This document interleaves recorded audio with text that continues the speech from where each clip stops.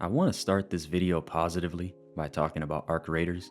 Not to add to the hype, it's just to praise the people that made it. Because when I first started playing it, what stood out was how quickly the game just let me play. There was no overwhelming tutorial, no new systems to learn, and no immediate sense that the game was trying to sell me something. It felt clean, it felt familiar, and it felt like the developers trusted me to figure out how to have fun. And that feeling stuck with me, because the longer I played, the more I realized how rare that's become. And why does Arc Raiders feel so refreshing? It doesn't overcomplicate itself. I mean, you drop in and you're in danger immediately. Every single decision that you make matters, and you have to decide if you engage a fight or avoid it. Do you extract or do you push your luck to see if you can get something better?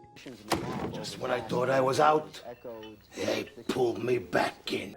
And there's real tension there. It's coming from the gameplay itself, not from an artificial system put into the game to slow you down or to nudge you towards a reward. What really hit me was how much the game respects your time.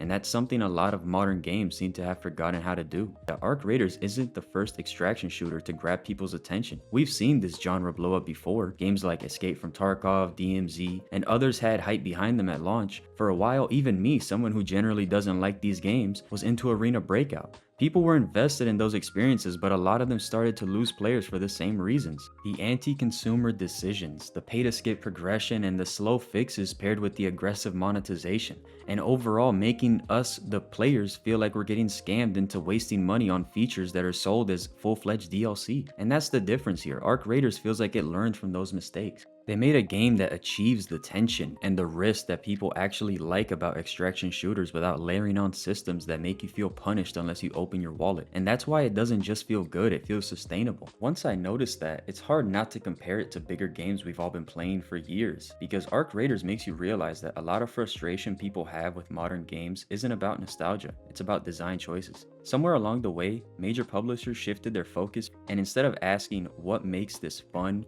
the question became, how do we keep players engaged and spending for as long as possible? And that's where companies like Activision, Ubisoft, and EA come into the picture. It's not that Call of Duty is bad, the gunplay is still solid, and it's still one of the smoothest shooters out there. Every year, there's a new release, and structurally it's almost the same game. Then, once you're in, you're almost immediately surrounded by monetization, operator bundles that cost $20 or more, crossover skins that completely break immersion, and UI that seems built around the store page. It starts to feel less like you're playing a game and more like you're being harassed by street vendors in Egypt. Ubisoft is another clear contrast. They've gotten incredibly good at making massive open worlds feel empty. You just complete the same fetch quest or tailing mission on repeat for dozens of hours. It stopped feeling like real exploration years ago, and they've yet to catch on. With Arc Raiders, the maps are small, but more intentional, and that makes me want to explore every square inch of these maps. You're not wandering around aimlessly. You're constantly paying attention on what's happening around you, because the people as well as Arc can be anywhere at any time.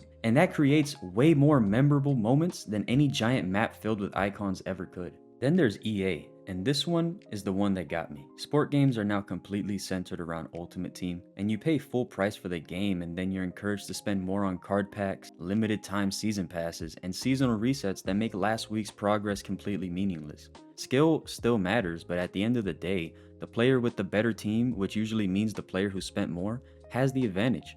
A friend and I would joke that when we beat someone, they obviously hadn't spent enough. Arc Raiders avoids that kind of design entirely. When you lose, it's because of positioning, decision making, or awareness, and the occasional Arc intervention.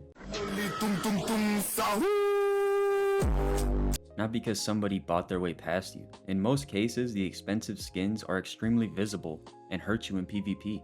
So the point of making this video, and why this matters now, it's because it proves something important. Along with the recent failure or underperformance of some of the biggest series in gaming, games don't need to hard sell cosmetics and battle passes to succeed. They don't need to be complicated with an intriguing storyline either.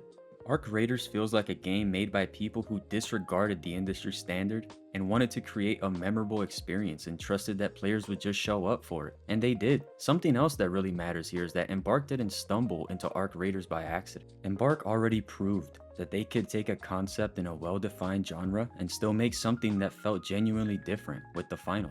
That game dropped into an FPS genre completely oversaturated with cookie-cutter military-style games that were safe and sold in big numbers. And instead of trying to outgrind or outmonetize everyone else, it leaned into destruction, verticality, verticality and moment-to-moment chaos. And in my opinion, this is still the best first-person shooter on the market to this day. While it's true the finals never reached the commercial highs of Arc Raiders, it did show something important. Embark knows how to identify what's stale in a genre and build around that instead of copying what is already working. Arc Raiders feels like the next step of that mindset, but more focused and more grounded, and better aware of what players are actually burned out on right now. That experience shows, and Arc Raiders doesn't feel like a miracle to me. It feels like a studio redefining what they already learned. With all that said, Arc Raiders still isn't perfect, and it doesn't need to be. What it does do well is remind people that gaming can still be exciting and focused, and rewarding without being manipulative and overwhelming. If more studios took that approach, we probably wouldn't be having conversations about burnout and disappointment nearly as often. And hopefully Arc Raiders doesn't remain the exception and more companies follow suit after seeing this success. If you watched this far, thank you, seriously. I appreciate anyone taking the time out of their day to listen. So drop your thoughts in the comments, especially if you disagree, and I'll see you in the next one.